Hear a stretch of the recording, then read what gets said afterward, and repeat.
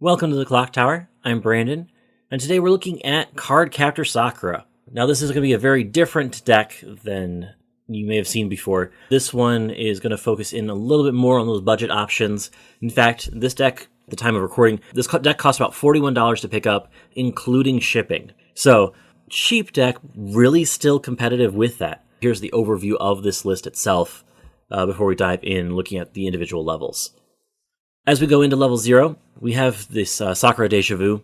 This allows you to be able to pay 1 if there's no other characters that are not reversed on field. You can pay 1 and keep it alive. This allows you to be able to keep zeros on field going forward.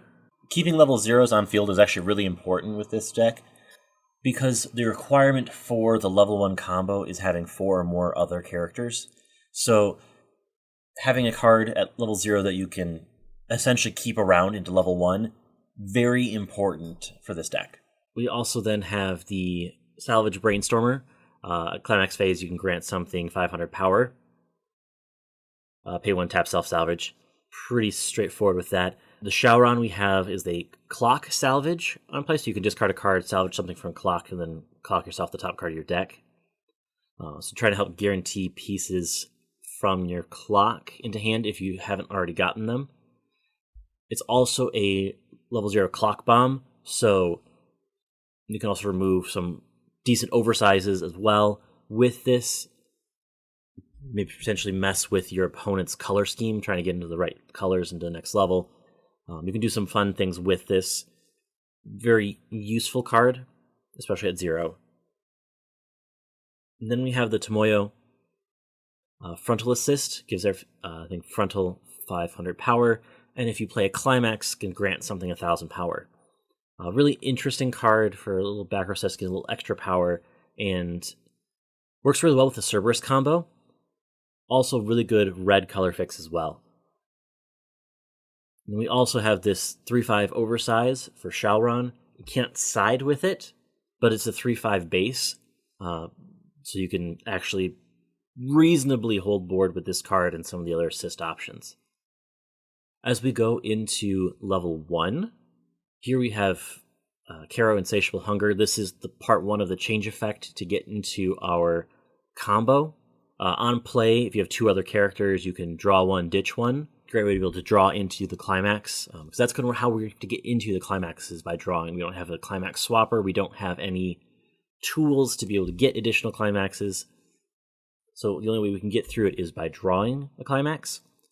So this allows us to be able to try to draw into it. Pay 1, discard 2 characters.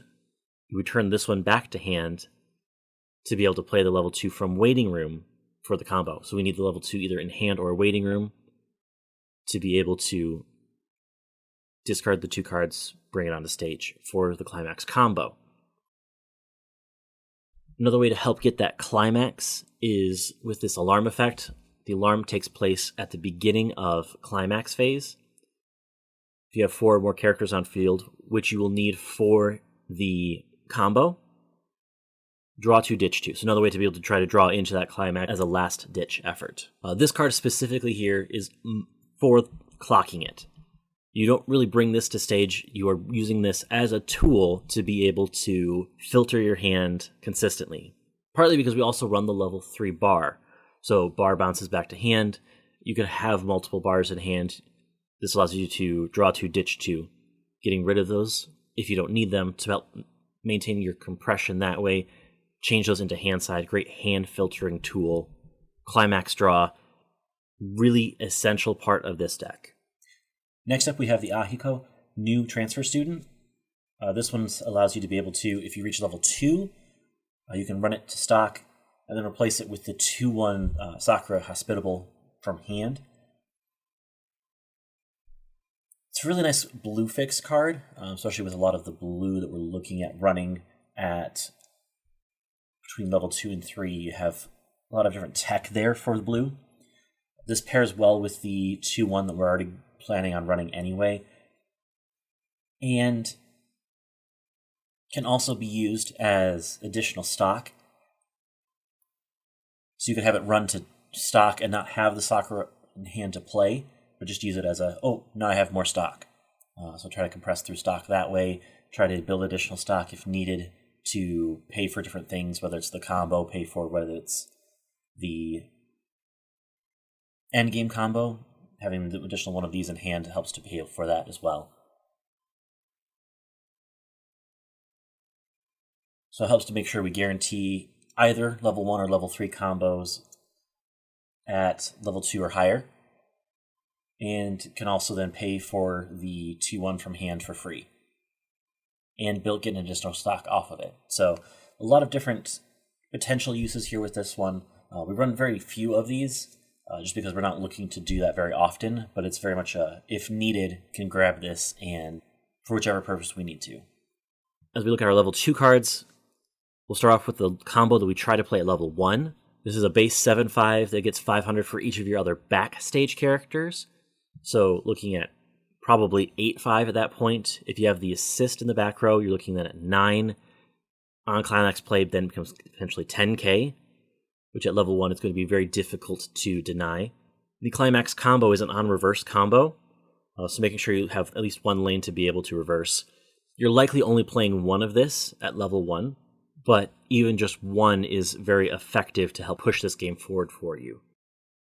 Because on reverse, if you have 4 other characters, you may draw a card and return a card from waiting room back into hand, namely a character. So you have to draw one, salvage a character. So it's a +2 on reverse, but it's also on a stock soul, so you can stock up, grant soul. It's surprisingly good. Then we also have this Yuki that allows you to be able to change into a level 3 that on play heals, that bounces back to your hand, and you return this card back on stage at the beginning of the encore step. So even if your change effect card becomes reversed, it returns back to hand. This comes back down on stage. Also has character card encore, so you could keep this around and continue to do that, essentially continuing to pay 1, discard 1 to heal. Next up, we have Sakura Hospitable. Notably on stage, it gets a -2 level, so it becomes effectively a level 0, but it's a level 0 9/5. Being a level 0, your opponents can side into it, so they don't necessarily have to lose board that way, but sitting at 9/5, you can also then reverse them on your turn. It allows you to almost essentially keep board in many ways, but at the cost of just your opponents also get to keep board. Notably, it gets additional 2,000 power for each other hospital card you have on stage. This deck only runs 2 of them, so you could get at most up to 11/5, which is still very sizable for a pay 1, all of a sudden, 11/5 on stage. Notably, they can side into it and not lose their board that way, which honestly isn't necessarily a bad deal, because then if they side into it and they're much lower, you could potentially bring out Karo again and combo again at level 2 into the lane that they sided into for that. So you could potentially get your on reverse combo once again. So it has some interesting synergy with that. As we look at our level 3 cards, we have the UA, which is the change effect target for the Yuki. Gets 500 for every other character on your turn. I mean, it's only going to be on stage on your turn anyway with that effect. So looking at 11/5. On reverse, you can pay 2 to burn 1, which is an interesting effect alongside of the on-play heal. So depending on where your stock is, you could potentially do additional burns early. You really want to have 7 stock going into your end game if you were to want to tri-field this combo. Because if we look at our climax combo, we have the Shaoran Sword Summoning. On play, you could draw a card, and this card gets 2k power until end of turn. So on play, it sits at 12k. Climax combo is a pay 1, which you also get an additional 1k with that. So you're looking at 13, 14 with the climax. You reveal the top card when this character attacks. So you have to declare the attack first, reveal the top card, and you burn either 1 or 2 depending on the level of that card. So knowing what cards you have in deck and the level of those cards is actually really important for this, determining whether you have burn 1 or burn 2. Either way, you're also revealing your trigger. So you also know how much damage you're dealing with that card specifically, whether it's essentially you're either dealing 1-3 or 2-4 if you're front attacking. Depending on how compressed your opponent is, it'll depend on how much of this damage will actually stick. Being able to deal potentially 6 instances of damage on a turn is very strong. Being able to guarantee those instances of damage I think is going to be very strong with this deck being able to help close out the game. So as we look at this deck overall, once again, level 0, you're trying to keep board as much as possible, but you also don't want to win every lane, so that way you have reverse targets when you get to level 1. If you want to, because you want to keep some of those zeros on field to be able to deny with to be able to reverse with the 2-1. And then from there, you kind of want to be able to build up stock in order to be able to effectively play out your end game from there. In the mid game, you're really looking more at setup for your end game, getting reverses where you can, getting just the right amount of push in places you need to, managing your compression in order to be able to close out the game effectively.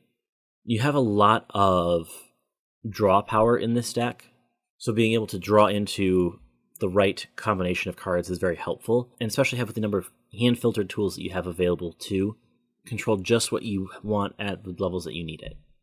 So we're going to have gameplay for this on Thursday, but until then, I hope you enjoy, and we'll see you next time.